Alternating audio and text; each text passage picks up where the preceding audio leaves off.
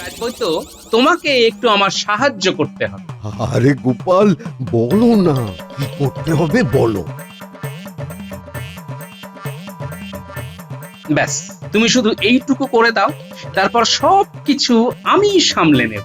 গোপাল, তুমি কিচ্ছু চিন্তা করো না। তুমি যেমন যেমন বলবে আমি তেমনটাই করব। তাহলে আর দেরি করে লাভ নেই, চলো আমার সাথে আমার বাড়ি। হ্যাঁ হ্যাঁ, চলো চলো চলো। ঘন্ট আর চুনোপুটির ঝোল খাওয়াবো? সত্যি কৃপণ দেখেছি, কিন্তু তোমার মতো হার্ড কৃপণ একটাও দেখিনি। হ্যাঁ, এই শোনো গিন্নি, ওই একদিনে রাজ্যের খাবার নিয়ে এসে জামাইকে খাওয়ালেই জামাই আদর হয় না, বুঝলে? তাহলে আর কি, কুমড়োর ঘন্ট আর চুনোপুটির ঝোল খাওয়ালে জামাই আদর হয়?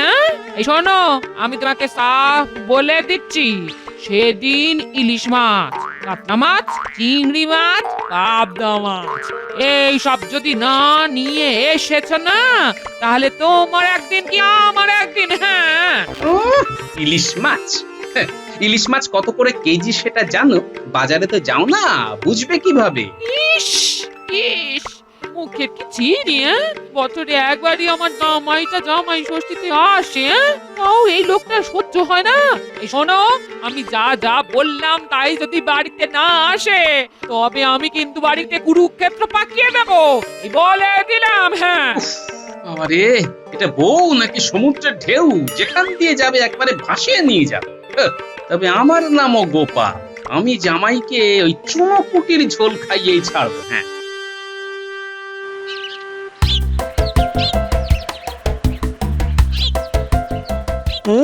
জামাই আদর খেতে শ্বশুর বাড়ি তো যাচ্ছি, কিন্তু আমার যা ঘোরেল শ্বশুর, জামাই আদর শুরু হওয়ার আগেই আমাকে কোনো না কোনো ভাবে বাড়ি পাঠিয়ে দেয়, দুষ্টু।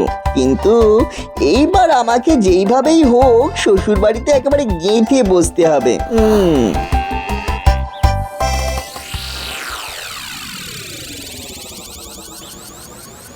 কিন্তু কিছু একটা তো করতেই হবে, যাতে যাতে আমার ওই শ্বশুর মশাই চাইলেও আমাকে আর বাড়ি থেকে বের করতে না পারে। কি করি কি করি কি করি কি করি? পেয়েছি পেয়েছি পেয়েছি, এই দাতব্য চিকিৎসালয় আমার সব সমস্যার সমাধান। হ্যাঁ গো, বাড়ির তো প্রায় কাছাকাছি চলে এলাম, বাড়ির জন্য তো একটু মিষ্টি নিতে হবে। হ্যাঁ হ্যাঁ হ্যাঁ, আমিও সেই কথাই ভাবছি, বুঝলে? জামাই ষষ্ঠীতে যাচ্ছি, মিষ্টি তো নিতেই হবে। তুমি গরুর গাড়ি করে তোমার বাপের বাড়ি চলে যাও, আমি এখানে নেমে যাচ্ছি। এখান থেকে হেঁটে ভোলা ময়নার দোকানে যাই, সেখান থেকে একেবারে টাটকা মিষ্টি নিয়ে শ্বশুর বাড়ি যাচ্ছি। আচ্ছা আচ্ছা, ঠিক আছে, তুমি বরং তাই করো। তুমি তাহলে মিষ্টি নিয়ে এসো, আমি এগোচ্ছি। হ্যাঁ হ্যাঁ, তুমি এগো। যাই, আগে তাড়াতাড়ি আমার কাজটা সেরে ফেলি, তারপর মিষ্টি নিয়ে শ্বশুর বাড়িতে গিয়ে শ্বশুর মশাইকে একবার চমকে দেবো।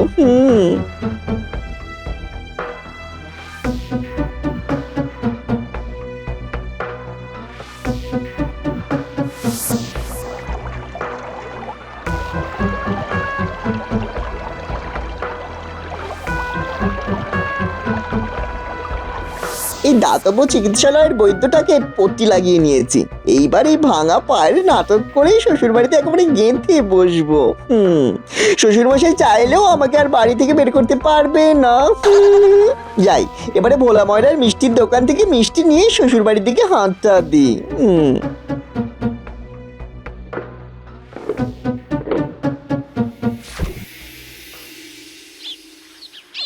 তাড়াতাড়ি বাজার যাও না, জামাই মেয়ে একটু পরে চলে আসবে যে। ওমা, ও মা, ওই দেখো মিনু চলে এসেছে।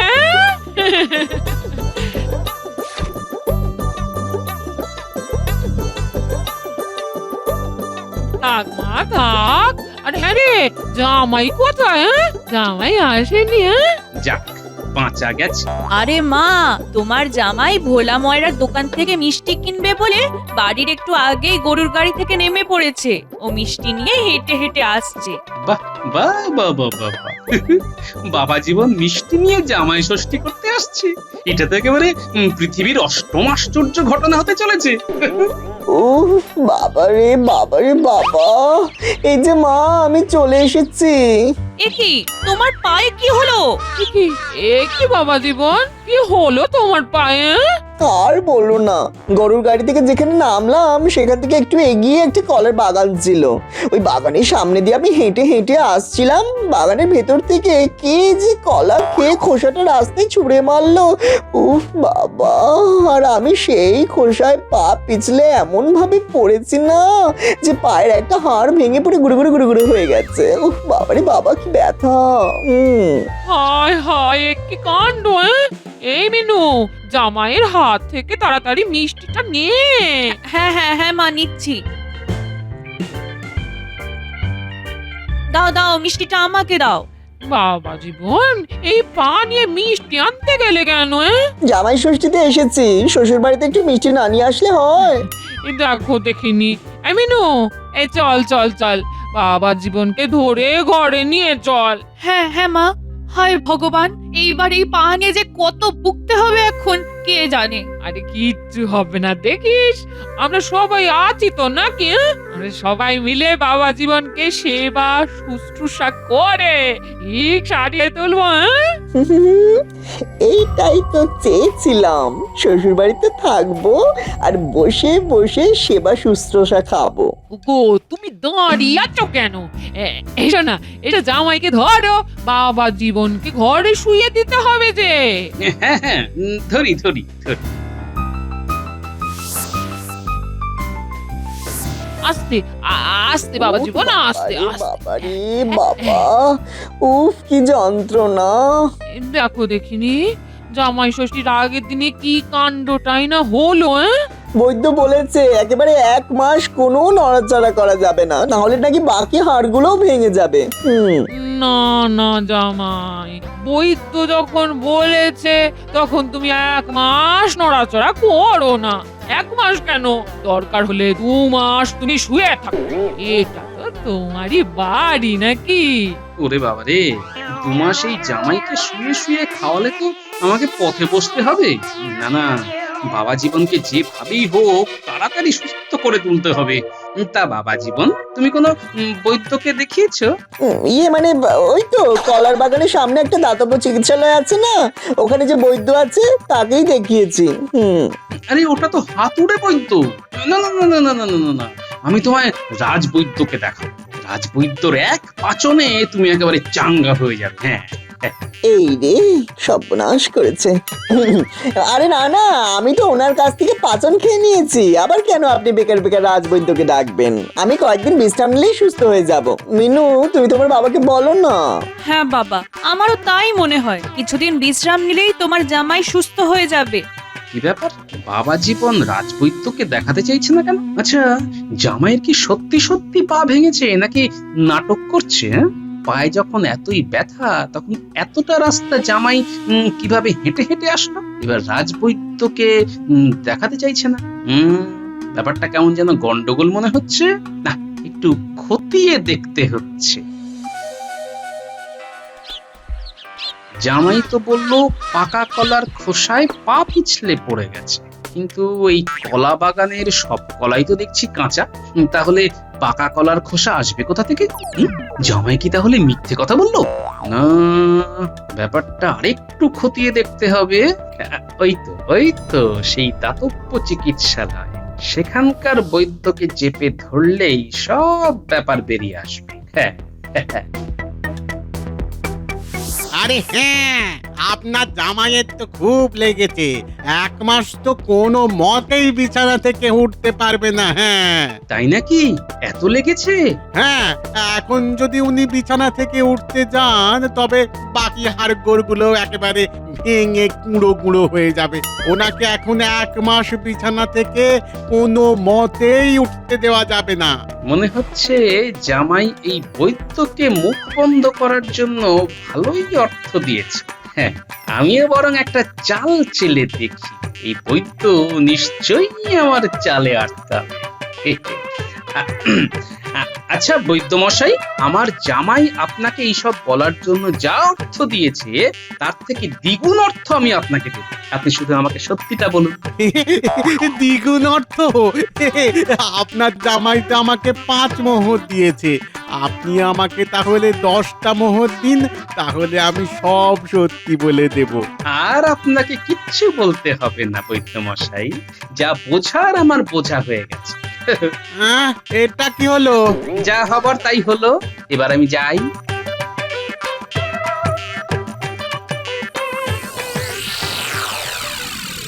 রাজবৈদ্য, তোমাকে একটু আমার সাহায্য করতে হবে।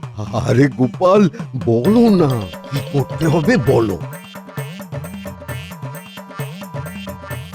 ব্যাস, তুমি শুধু এইটুকু করে দাও, তারপর সবকিছু আমি সামলে নেব। গোপাল, তুমি কিচ্ছু চিন্তা করো না, তুমি যেমন যেমন বলবে আমি তেমনটাই করব। তাহলে আর দেরি করে লাভ নেই, চলো আমার সাথে আমার বাড়ি। হ্যাঁ হ্যাঁ, চলো চলো চলো।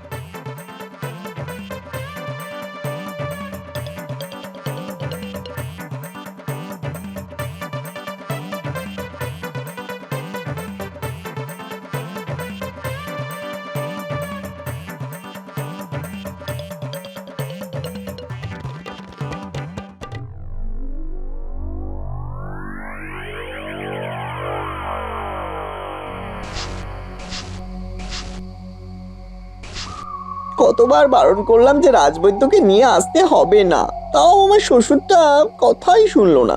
না না, আমাকে ভালো মতো অভিনয় করতে হবে, যাতে রাজবৈদ্য কিছুতেই বুঝতে না পারে যে আমার পা ভেঙেছে। উফ বাবা রে, কি ব্যথা কি ব্যথা, উফ। রাজবৈদ্য, কি বুঝলে? গোপাল, হাড়টা কতটা ভেঙেছে ঠিক বোঝা যাচ্ছে না। তাহলে কি হবে?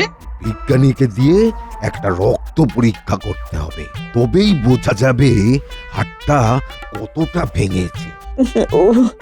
ওরে বাবারে বাবারে, না না, রক্ত পরীক্ষা মানে তো সুচ ফোটাতে হবে। আমি সুচ ফোটাবো না, না না না, আমি সুচ ফোটাবো না, আমার খুব ভয় করে। বাবা জীবন, সূচ দেখে ভয় পেলে হবে? তোমার পা ভেঙে গেছে, চিকিৎসা করার জন্য তো রক্ত পরীক্ষা করতেই হবে। হ্যাঁ বাবা জীবন, তুমি আর না করো না, তোমাকে এইভাবে দেখতে আমাদের খুব কষ্ট হচ্ছে। হ্যাঁ গো, একটু কষ্ট করে রক্ত পরীক্ষাটা করে নাও, তাহলে দেখবে রাজবৈদ্য তোমার চিকিৎসাটা ভালোভাবে করতে পারছে। এখন যদি বলি আমি রক্ত পরীক্ষা করাবো না, তখন আবার সবাই সন্দেহ করতে পারে। একটু সহ্য করে রক্ত পরীক্ষাটা করেই নি, পরে তো শুয়ে শুয়ে আরাম খেতে পারবো। তো পরীক্ষা করতে 2 দিন সময় লাগবে। ততদিন তুমি তোমার জামাইকে 2 বেলা নিম পাতা আর কালমেঘ পাতা একসাথে বেটে সেই রস খাওয়াতে হবে। নিম পাতার কালো মেঘ পাতার রস, ইস কি তিতো। হ্যাঁ, আর দুপুরে ভাতের সাথে নুন ঝাল ছাড়া পেঁপের পাতলা ঝোল, এটাই এখন তোমার পথ্য। আমি রক্ত পরীক্ষাটা করে বুঝে নিই যে আসল ব্যাপারটা কি হয়েছে, তারপর ওই পরশু থেকে তোমার চিকিৎসা শুরু করব। এ বাবা, কাল জামাই ষষ্ঠীতে কোথায় ভেবেছিলাম এই বাবা জীবনকে একটু ইলিশ মাছের সর্ষে বাটা পাবদা মাছের ঝাল করে খাওয়াবো, তো এখন তো দেখছি জামাই আমার কিছুই খেতে পারবে না। গিন্নি, তোমার খাওয়া আগে নাকি জামাইয়ের শরীর আগে? হ্যাঁ, না না, তা তো ঠিকই, না না, আমি কাল ওকে ওই পেঁপে দিয়ে পাতলা ঝোলই করে দেবো। হ্যাঁ জামাই, তুমি যদি চলো ডালে ডালে, আমিও চলি পাতায় পাতায়।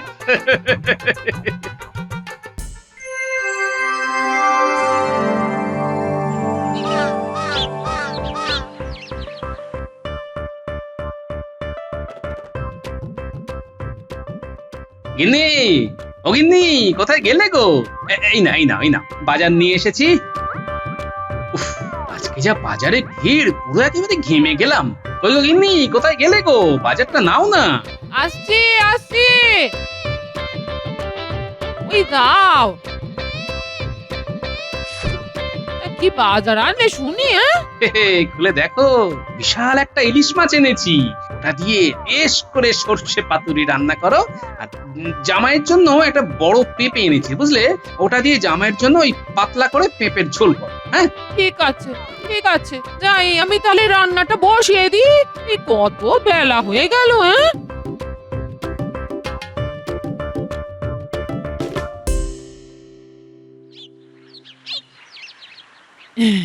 বাবা জীবন, তোমাকে একটু মুড়ি মিষ্টি খেতে দিয়ে।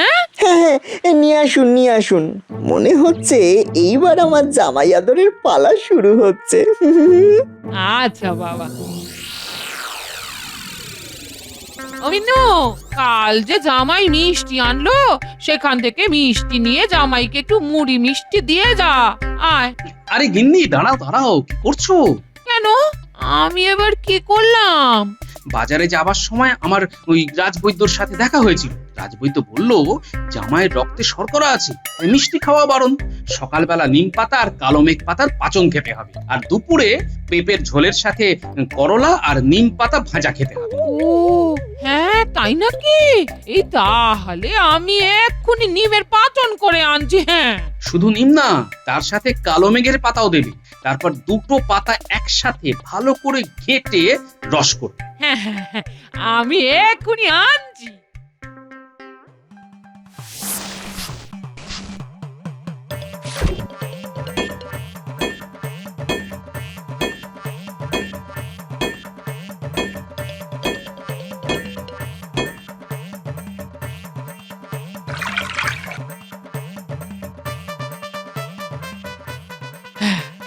রস করা হয়ে গেল, যাই বাবা জীবনকে দিয়ে আসি। যাই।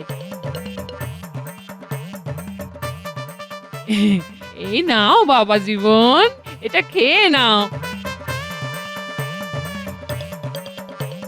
রাজবৈদ্য বলেছে এটা খেলে খুব তাড়াতাড়ি তুমি সুস্থ হয়ে যাবে। খাও বাবা। এটা কি মা? এটা কালো মেঘ ও নিমের পাচন। বাবা নাম, বাবা নাম। এবার তাড়াতাড়ি এই পাচনটা খেয়ে ফেলো তো দেখি, দেখবে শরীর একেবারে জন্মনে হয়ে যাবে। না মানে না না না না, আর কোনো না। নাও নাও নাও, খাও খাও। এমনি বাবা জীবনের মুখের সামনে গ্লাসটা ধরো।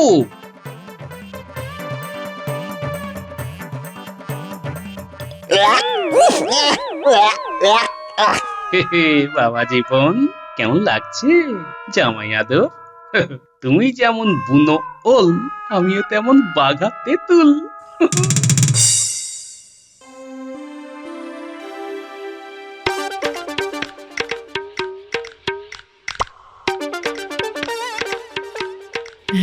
নাও বাবা, খাও খাও।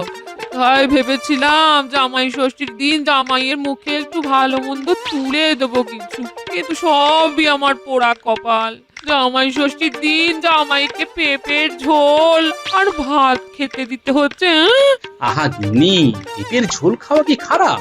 এই যে দেখো দেখো, আমি এই ইলিশ মাছ খাচ্ছি।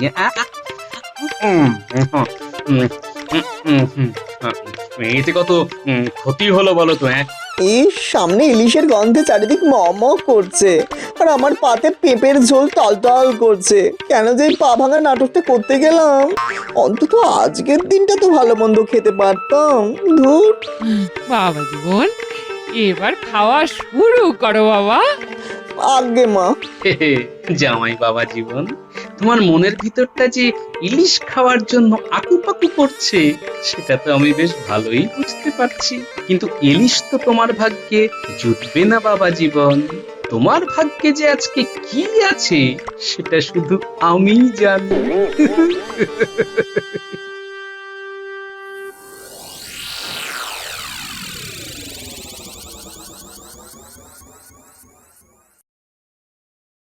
গোপাল, গোপাল, ওই তো রাজবৈদ্য চলে এসেছে। এক্ষুনি শুরু হবে আসল খেলা। আসি, এসো রাজবৈদ্য, ভেতরে এসো।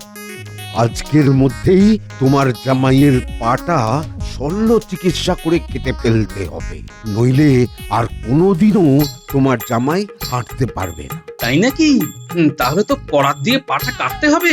হ্যাঁ গোপাল, করার ছেনি সবই আমি নিয়ে এসেছি এই থলে করে। না না না না, আমি পা কাটবো না, আমি পা কাটবো না, না না না। কিন্তু রাজবৈদ্য মশাই পা বাদ না দিলেও তো বাবা জীবনে এমনিও হাঁটতে পারবে না। আমি এই থলে করে একটা নকল পাও নিয়ে এসেছি। এটা আমি তোমার জামাইয়ের পায়ে জুড়ে দেব, তাহলেই তোমার জামাই আবার হাঁটতে পারবে।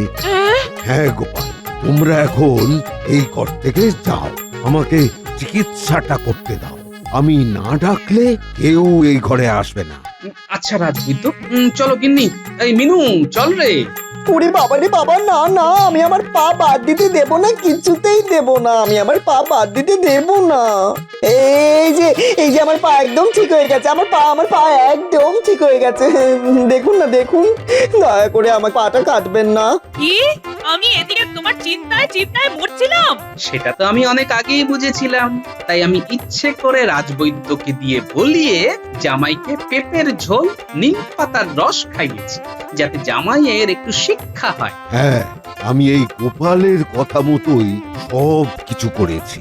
আজকেও এই শল্য চিকিৎসার ব্যাপারটাও গোপালই আমাকে বলে দিয়েছে।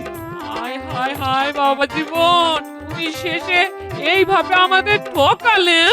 ছি ছি ছি ছি ছি, মা বাবার সামনে এইভাবে আমার মুখটা পোড়াতে তোমার লজ্জা করলো না? মা, ঝেঁটাটা কোথায় গেল? হ্যাঁ, আজকে ঝেঁটা মেরে ওকে এই বাড়ি থেকে বিদায় করব।